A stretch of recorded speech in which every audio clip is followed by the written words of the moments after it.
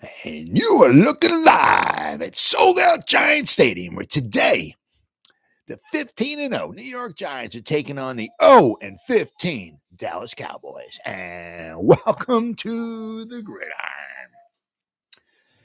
Got about 30 minutes here. Going to be doing some talking, unfortunately. Yeah. It's Giants football, and we're talking about injuries. Yeah, I know, hard to believe. I just hope McKethan or Gono, nothing but the best. I hope, if he never plays another down of football, I hope everything with his health and everything works out fine, because walking and your health is more important than football. Although not every football player would agree with me on that. But then also Marcus McKethan. It's a shame. I mean, I was listening to Dable's conference he had. It was apparently a non-contact injury. He's out for the season. What a shame. Absolute shame. I mean, didn't get to the first preseason game per se, and his season's over with. The one nice thing, which I love about it, okay, is if it's something like that's going to happen, get it done now. So when next season rolls around, you're ready to rock and roll. So hopefully, because the Giants are going to need him next season. So, but with that said, okay, we got the Giants signed another tackle. Okay, actually re-signed an old familiar name. I don't know if anybody is familiar with Eric Smith, but he's been around. Okay, I'm going to go over this in a minute. Once again, don't expect too much from him. Okay, because he's been around. All right. The Giants have signed offensive tackle Eric Smith, 6'4", 308 pounds, to their training camp roster. Smith, who played his college football at the University of Virginia, where he started 32 games at right tackle, was originally signed as an undrafted free agent by the Miami Dolphins in 2017. He started the 2018 season on the Patriots practice squad before landing on the Jets roster. In 2019, Smith was claimed off waivers from the Jets by the Giants. All right. While with the Giants, Smith made his NFL debut, appearing in 2 games during the 2019 season. However, the following year, Smith was unable to earn a roster spot, and he was waived on September 5th, 2020 by the Giants. And we got Smith spent the 2020 season in Dallas, signing on their practice squad and receiving 2 standard elevations from week 2 and 3. Smith signed a reserve future contract with the Cowboys on January 4th, 2021, but was waived by the Cowboys as part of their final training camp cuts on August 31st, 2021. On September 7th, 2021, Smith was signed on the Cardinals practice squad, spending the entire year there. He signed a reserve future contract with the Cardinals after the 2021 season and was waived on August 4th, 2022. And now the Giants have just signed him, okay? Giants have had some injuries to their offensive line. Tackle McKethan, career's reporting in limbo due to a neck injury, and the team also lost Marcus McKethan last week to a torn ACL, non-contact injury, apparently, according to Dable. Now, with Derek Smith, right, he was with the Dolphins. He signed with the Dolphins as an undrafted free agent in 2017. Apparently, after an impressive preseason, Smith made the 53-man roster as a backup right tackle. Okay.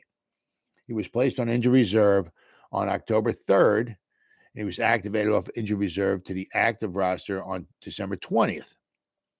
On September 1st, 2018, Smith was waived by the Dolphins. 2018, September 3rd, Smith was signed by the New England Patriots for their practice squad. Then on December 18, 2018, Smith was signed by the Jets off the Patriots practice squad. He was waived on August 31st, 2019. Then, on 2019, September 1st, 2019, Smith was claimed off waivers by the Giants, and Then on September 5th, 2020, Smith was waived by the Giants. Then we got Dallas Cowboys on September 9th, 2020. Smith was signed to the Cowboys practice squad.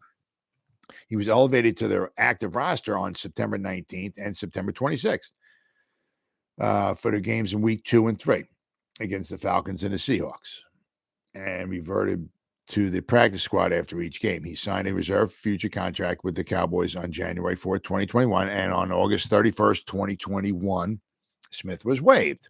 And then on about a week later, on September 7th, he was signed to the Cardinals practice squad and signed a reserve future contract with the Cardinals on January 19, 2022, but he was waived on August 4th. 3 days later, he's with the Giants. So, I mean, do not expect much of anything from him, okay? On PFF, let's see what we got here. 2021, apparently, what that PFF has. He played, he had 2 snaps for the Cardinals in 2021. And 2019 for the Giants, when he played those games with the Giants, he played in 56 snaps, 43 pass blocking snaps, and 13 run blocking snaps. Yeah, he was graded out of 49.5. His pass blocking was a 45.2, and his run blocking was a 50. So, I mean, if you're drafted in 2017, undrafted free agent, but I mean, let's see here. Let me count the teams here. He's with the Dolphins, the Patriots, the Jets, the Giants, the Cowboys, the Cardinals, back with the Giants. So since 2017, this is your 7th team, okay? And since 2017, you played a grand total of 58 snaps. Don't expect much from him, okay? I mean, can you catch lightning in the bottle and maybe he winds up, being a backup and doing decent or whatever? Yeah, sure. But I mean, if we get many more injuries and he's got to go in there and be a full-time starter, don't expect a whole hell of a lot from him, okay? Then we got, let's see. I saw an article here, Giants Country Fan Nation, 7 New York Giant players on the rise after 2 weeks of training camp. Let's see, just like that, the Giants have 2 weeks of training camp in the books. Simply amazing, isn't it? I mean, it's unbelievable. Before you know it, the Thursday night will be here, and we'll be playing the Patriots, and we'll have 2 preseason games. I mean, it's amazing how fast the time flies by. Here's a look at 7 young players whose stock is trending upward after those 2 weeks of practice. Darren Evans, yes, I mean, I've certainly been hearing some good things about him, especially in the blue-white game. Evans has seen his snaps with the third-string defense, but he certainly made the most of his opportunities. Last week in practice, he had 2 pass breakups, including one that might have otherwise been a touchdown. In the scrimmage, he was instrumental in breaking up a pass in the end zone that safety Yusuf Corker recovered. And Yusuf Corker ran it back, I think, a little over 60 yards. Adoree Jackson, Aaron Robinson, Darnay Holmes, and Cordell Flott, pretty much, especially Cordell, because he's a draft pick, all right? So unless he's an absolute, unless he gets hurt or he's an absolute total bust, which he's not, Cordell Flott will be on the team. All right, so basically those 4 guys, you can kind of lock them up. Adoree, Aaron, Darnay Holmes, and Cordell Flott. Meanwhile, there is an opening. Should be at least one opening. So if Evans continues to make plays, he might be in the thick of that decision. So we'll have to wait and see. I mean, how many they wind up keeping? Because, I mean, the thing is, you got to remember, and this is not your ordinary, it's not your Patrick Graham defense. Right? We'll put 3 defensive linemen. We'll get ourselves 4 linebackers or 3 linebackers. We'll get, 3 cornerbacks, and we'll have 2 safeties on defense. Now, I mean, this is Wink. All right, maybe 3 defensive linemen, maybe 2 edge rushers, or maybe 2 defensive linemen, 2 edge rushers, right? Maybe 1 middle linebacker. You might have 3 safeties. You might have 3 cornerbacks. You could have 4 cornerbacks and 2 safeties. I mean, you have no idea what he's going to do out there. I mean, if it's the situation's pass, and I mean, just say it's like 3rd and 19 or something. I mean, heck. Especially if Xavier McKinney's got the green dot on the back of his helmet. I mean, heck, you could have Leo the Lion and Dexter Lawrence are your 2 defensive linemen. You could have, maybe I'm just saying Azeez Ojulari and Kayvon Thibodeau, your edge rushers, and you could have 7 defensive backs in there. You could have 4 cornerbacks and 3 safeties. You could have, 3 cornerbacks and 3 safeties or 4 safeties and walk one of the safeties up into the box just to, go against the run or something. I mean, you have no idea what Wink Martindale's going to do. So, if they wind up saving an extra or safety or cornerback on the 53-man roster, don't be surprised. And Darian Beavers, but what I like is the guys with the D's, right? Dane Belton was doing good. Unfortunately, he got his collarbone broken, but he'll be back. Darren Evans, Darian Beavers, okay? I'm not hearing much about it. It's like Micah McFadden. I was expecting a little bit of something out of him. I'm not really hearing much. I don't even know if I've even heard his name at all. Plain and simple. I don't even know if I've heard his name one time in any of these articles. But Darian Beavers, although the Giants aren't expected to be in their base defense much, it certainly looks like the team's 6th-round draft pick is ascending toward a potential starting role. Wow. Starting role. Not making the team, possibly starting role.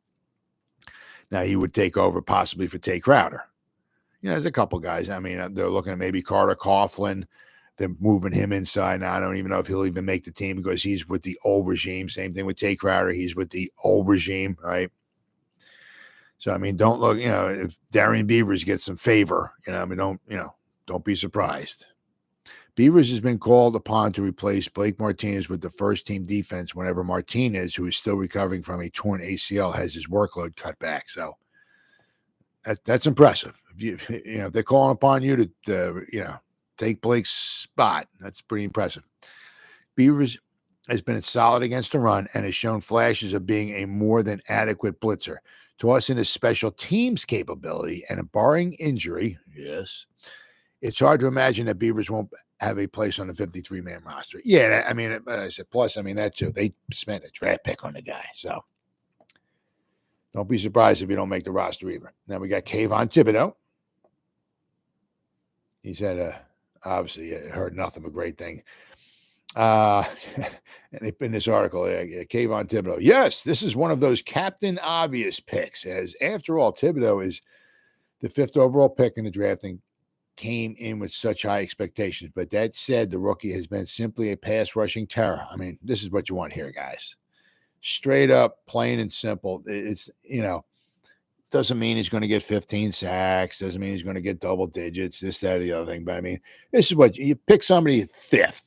Right? You don't want to hear, but, it looks like he's starting to grasp the defense. And I'll tell you, if he keeps working at this, he might get some sacks this year. You draft this dude, number 5, you put him out there, you wind him up and let him go. This is what you want to hear. This guy, you want to hear he is good. And this is what you're hearing. So that's fantastic. Love it. He's going to be, I'm hoping this dude's going to be a star. He's going to be a bigger star than like Andrew Thomas or Evan Neal. Because he's going to go out and get those sacks. And he's going to put the D back in the defense, and he's going to get those fans all freaking fired up. He was the undisputed star in last week's scrimmage, spending so much time in the Giants' backfield that at one point he started to see more attention. Wow. The scary thing is Thibodeau has been settling into a groove with beating offensive linemen with that combination of power and speed. So imagine how good he'll become as he continues refining his pass rushing plan and technique. Absolutely. Absolutely. Yeah, because certain guys can beat you with just, raw talent. But so if those guys are beating you with raw talent and then they actually start coming up with different moves and stuff like that, it's like, watch out, Saquon Barkley, and the next guy up is Jashaun Corbin. Excited about this guy. Saquon Barkley and Matt Breida project as running back 1 and 2. Now, the thing is, who's going to be running back number 3? But the rookie out of Florida State is sure to make a strong push to unseat incumbent Gary Brightwell, once again, from the old regime, right? So he ain't getting no favors. He just came with the team. Right now, Gary Brightwell, big on special teams, but he's not a Shane guy. He's not a Dable guy. So Corbin, who ran with the third-team offense in the scrimmage and was part of the group engaged in live contact, has run hard all camp long. So he's shown good vision and decision-making and very few wasted steps. He also hits the hole quickly and can often be in the second level before defenders have a chance to react. Oh, yeah. You see some of his tape from Florida State. I mean, nothing super. I mean, doesn't leave defenders in the dust, this, that, and anything, but he's got some good moves to him. He's got some quickness and all. And if there's a hole there, he'll take advantage of it without question. Corbin will still need to establish himself on special teams to nail down a roster spot, but considering that he's seen quite a few more reps on offense thus far than Brightwell, it's clear that he currently has a slight advantage in that competition. Absolutely. Joshua Ezeudu. We got two more guys here, I believe, right? Two more? Three more guys. My bad. The Giants haven't had much luck with their offensive lineman. Matt Gono's career is reportedly up in the air due to his neck issue, and while Marcus McKethan suffered a season-ending torn ACL on Friday night. But the Giants' other rookie offensive lineman, Joshua Ezeudu, has been quietly impressing with his work at left guard and both tackle spots. There's an old saying that the more guys shows he can do, the better his chances of hanging around. Absolutely. And Ezeudu can do anything except for play center. Ezeudu, who may be called upon to take some right guard snaps given the season-ending injury to Marcus McKethan, is far from being a finished product. Still, there's no question that the Giants' third-round draft pick is turning into an asset on a unit that historically has struggled to find quality players. Colin Johnson, right? When Colin Johnson was picked up off waivers from the Jaguars last year, the Giants were undoubtedly intrigued by the receiver's speed and size. He's 6'6", 222 pounds. Really nice size. Johnson appeared in 12 games with one start for the Giants and scored 11 21 pass targets for 105 yards, 6 of those receptions going for first downs in his first season. But a very underrated part of Johnson's game, which is just as important as his physical receiver, who has been solid as a downfield blocker. That should come as no surprise considering Johnson has been a steady contributor on special teams. The Giants receivers depth chart is far from being set, but figure the top spots will go to Kenny Golladay, Kadarius Toney, Wan'Dale Robinson, and Sterling Shepard will likely start the season. Sterling Shepard will likely start the season on the PUP list, right? That should leave about 3 openings for other receivers, one of which might go to C.J. Board, who is a core special teamer. Johnson, meanwhile, has a good chance of grabbing a spot if he continues performing as he did this summer. Now, the next guy is Richie James, wide receiver. Another receiver who has had a chance to grab a roster spot is former 49er Richie James. James is a smaller receiver, okay, unlike Colin Johnson, but he's taken advantage of balls thrown his way by hauling in the passes, including a number thrown off target. James worked as the slot receiver in the spring while Kadarius Toney was recovering from an off-season knee procedure. And James, who has seen snaps with the first and second string offenses, has continued impressing with his quickness and sure hands. And then, okay, this is where some of his value is also as well. And in his value on special teams, he's a return specialist. Okay, I mean, unlike Colin Johnson, unlike Darius Slayton, okay, and he continues turning his opportunities into production. It would be hard to see him not earning one of those projected 3 remaining receivers openings. Yeah, I mean, the thing is with Darius Slayton, is that, he's not doing himself any favors at all. He hasn't done super spectacular the training camp. He's going to make about $2.5 million, okay, which the Giants let him go. The Giants could use that big time, all right, and he doesn't do special teams. So, if you're a second stringer wide receiver and you don't play special teams and you're from the old regime, yeah, it's not looking too good for Darius Slayton. Now we got training camp from Sunday's training camp. Sunday's practice. All right, we got some takeaways here. The Giants returned to practice Sunday after an off day on Saturday.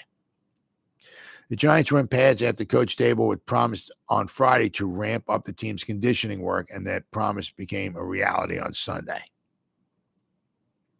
The Giants per media in attendance held a run-heavy practice that included, for the first time, 100-yard sprints. Wow. Well, what he does was he'll take the guys and he'll want them to do sprints, because then after they run a sprint, he'll want them to run a play. And especially if it's down in the red zone or so, because a lot of times, you get into the red zone, you've gone a 7, 8, 10 play drive. You're starting to get a little winded. How do you perform in the red zone when you get in there? If you don't score a touchdown, you gotta get some points, okay? But obviously, you want to get a touchdown. But how do you perform in the red zone when you're winded? So that's one thing that Dable was trying to do. And one of the things was, after a red zone or goal line series, Dable makes the Giants offense and defense run a 100-yard sprint to the other end zone, where they are now doing red zone and goal line down there. Okay, so he's mentioned conditioning several times the last week or so. So everyone will play. Dable said he anticipates all our guys playing when the Giants open a preseason Thursday night against the New England Patriots in Foxborough. Dable said assembled media Sunday morning that it is important to play football, not to get ready for the season. That is a chance from a season ago when former coach Joe Judge held starters out of the preseason opener. I remember that well.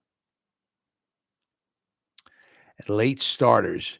Senator John Feliciano, he was out there, right? Senator Feliciano let slip on Sunday that the Giants are, in comparison to most NFL teams, late starters when it comes to beginning their workday. I think he says that the meeting is like 9. They start at like 9 o'clock. The first meeting or whatever is 9 o'clock in the morning. He says, so lets them get up late, or if you're a late riser, you can get up at whatever, as long as you're there at 9. He said other teams just start at like 7 or 7:30, maybe 8 o'clock or so. But he said Dable lets the guys come in a little bit late. Or also, if the first meeting's at 9, if you got to get work, some work on your body or something, whatever, taped up, or you got to get some treatment or something like that, maybe you get in at 7, get a couple hours of treatment or whatever, then before the first meeting. But if you don't have nothing to do, you can get up a little late. The offensive line depth is needed. Oh, yeah. The Giants have lost backup offensive tackle McKenna and Marcus McKethan in recent days. Reported at Quest Diagnostics on Sunday indicated the team was working out players post-practice. It's a safe bet that they were looking at linemen. Yep. I think Joe Shane and the staff, the scouting department, are going to look at every avenue to improve that situation. You obviously can't. You don't have a crystal ball when that stuff happens, Dable said. Absolutely. And it's too bad, by the way, about Marcus. I spoke to him yesterday, for a young player to have a non-contact injury. So, it wasn't like he got rolled up in a pile or this or that. It was just, it's like a Blake Martinez kind of thing, right?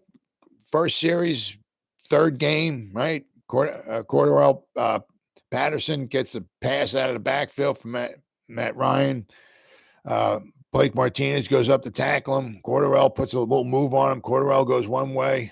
Blake Martinez goes the other way, falls face first into the turf. Non-contact. Season's over. Absolutely unfrickin' believable.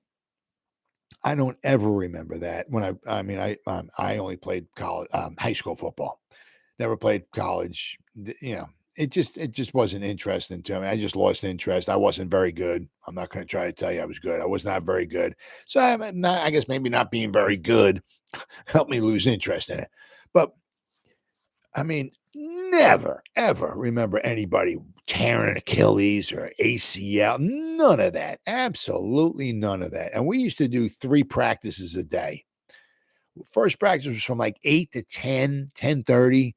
Then we would come in, have lunch, maybe have a little meeting, and then go back out on the field like 12, from 12 to 2 or 2:30. Then we would go home. Actually, I had to ride my bike home.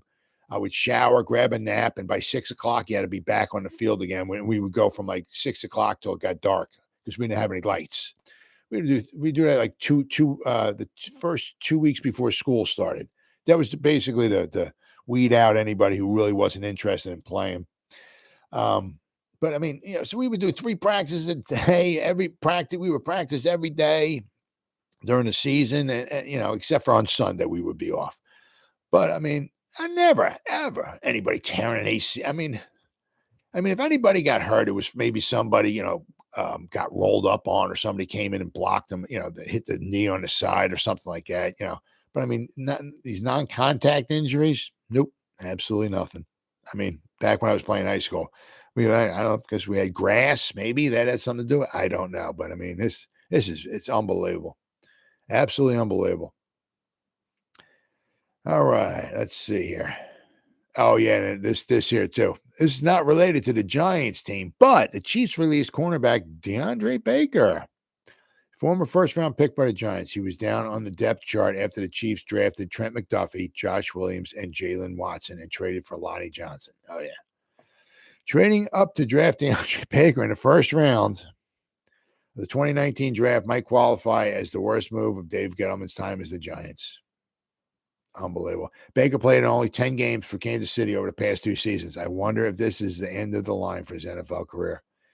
I mean, he fell asleep in meetings and stuff like that. I mean, a lot of the guys, it's just because you're drafted doesn't mean nothing. It's on you, So I kind of wonder how serious he's taking it, but it is what it is. You don't like to hear anybody getting caught or doing bad or nothing like that, but it happens. But I mean, obviously, yeah. I mean, the intentions, Dave Gettleman's intentions, obviously, to trade up back into the first round, grab the third first-round pick of that NFL draft for the Giants. Now you got 3 first-rounders. You can control all 3 of them for 5 years. It was, and if he was going to be a good cornerback, I mean, just think, guys. I mean, just think. If we actually hit on our picks, we'd still have Eli Apple and DeAndre Baker would be our top 2 cornerbacks, right? I mean, and we'd have maybe Darnay Holmes and Cordell Flock for the nickel corner or slot corner, whatever you want to call them. Right? That's why it's so important to hit on your draft picks. But I mean, picking Eli Apple number 10 and I think the 31, we jumped up to number 31 or 32. I forgot for DeAndre. But I mean, if we actually hit on him, Eli would be number 1. Eli Apple would be cornerback 1, and DeAndre would be cornerback number 2. But all right, then we got from Giants Wire. Final thing here. 10 takeaways from day 9.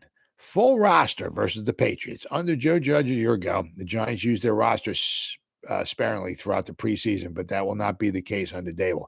He believes it's important for healthy players to get into regular season habits early. Yeah, I mean, instead of trying to put the guys in bubble wrap, if they're going to get hurt, they're going to get hurt. I mean, it is what it is. I mean, the best thing for them to do is go out there and at least take some snaps. Absolutely. And we got the offensive line depth issue. Yep. The Giants have obviously lost Matt Gono and McKethan, with Nick Gates and Matt Parrott still working their way back. That leaves the team very thin. I mean, we're bringing guys in, but the guys we're bringing in are not much, okay? Dable recognized this, and so does general manager, obviously, Joe Schoen. For that reason, additional signings should be expected. Well, I mean, they signed Smith, okay? But, I mean, don't expect, much of anything from the guys. Anybody the Giants bring in, for the most part, I don't expect much of anything from them. I mean, that's why just hope, knock on wood, that maybe Gates and Parrott come back, because at least those guys have some experience. Health is an early season key. Although Dable plans to use all his healthy players throughout the preseason, he also recognizes that it's important that heading into the regular season with full deck. So using GPS, advanced in that, analytics and sports science, Dable has learned that early season success usually follows early season health. It's something that was proven in Buffalo. So Dable and Schoen have placed an emphasis on curing the Giants of their recent historical injury woes and are off to a decent start. Decent, but it seems like every time they're going, I haven't heard any issues today on Sunday, so I guess that's a start. Another thing, Giants are still far off. As excited and optimistic as some may be about the Giants, Dable realizes that the team is still a long, long way off from where they need to be. both offensively and defensively, as well as special teams. There's a lot of growth that needs to take place over the next 4 weeks. So, Andre Patterson, the Godfather, is returning soon. So that would be nice. Defensive line coach Andre Patterson has been away from the team for much of training camp. It was revealed last week that he was dealing with a medical issue and would not return until that situation has been resolved. As of Sunday, Patterson has not returned, but Dable is optimistic that will change sooner rather than later. So we got Brian Cox in there still taking over. And he was a linebacker, but he's a tough as nails dude, and he's been taking the Godfather's place. So obviously wishing nothing but Andre Patterson the best of health, and hopefully he gets over whatever his problem is, and he comes back soon. But he'll be a welcome addition to the coaching staff once he gets back here. Players are not practicing, although some players are taking steps towards returning. The Giants were still without a number of players on Sunday. Once again, Ricky Seals-Jones continues to miss practice and has been joined by wide receiver David Sills, who missed Friday's scrimmage, and linebacker Carter Coughlin. Cornerback Rodarius Williams' knee also continues to sit out, while wide receiver Robert Foster was wearing a red jersey on practice. Robert Foster, hopefully, I think I think he took like maybe got a little, knock on his head. Maybe it might be a concussion he's dealing with, but hopefully whatever it is, it's nothing too long, and he'll be back, back playing. And we got Azeez Ojulari, who's still trying to return from his hamstring issue. Then we got Jihad Ward. Giants linebacker Jihad Ward decided to show off his balancing skills on Sunday. So here's a quick look at the veteran standing on his head. He was standing on his head during practice. There's a video there. Now, this is not something you want to be hearing. Thomas, meaning Andrew Thomas, banged up. After a tired morning discussing health, the importance of a full regular season roster, and injury prevention, the Giants received a scare. You freaking got that right. Left tackle Andrew Thomas seemed to get tangled up early in practice and was then noticeably favoring his left ankle. And his feet and his ankle, that's the thing he's been having problems with. Feet and ankles. And you do not want to see it. I mean, you'd rather see him break his forearm or anything, have a chest contusion, something, than have a problem with his feet or his ankles. This is not an issue the Giants can afford to deal with. Absolutely not. Thomas managed to stay healthy and finish practice, but it'll be interesting to see how his ankle and feet respond on Monday. There was an early end to practice on Sunday, which is good to see. Prior to practice, Dable said the intensity was going to ramp up beginning on Sunday. That didn't necessarily happen. It's unclear if it was due to the heat and humidity, but the Giants focused primarily on the red zone and went run heavy.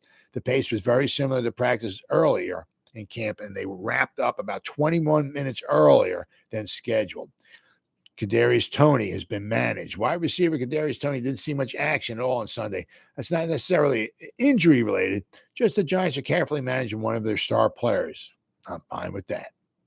Interestingly, the only reps Toney took came as a punt returner, something he had not done at all in camp so far to that point. So that was it. Yeah, I mean, Saquon, Wan'Dale Robinson, Kadarius Toney. I mean, get those guys on the field. Get them. I mean, if they can return punts, Saquon return kickoffs in Penn State.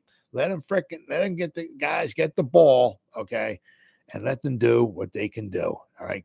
I mean, if they're not returning punts or kickoffs, nothing like that, it's going to be a lot of fun seeing them in the offense. Get them out in space. Give them the ball.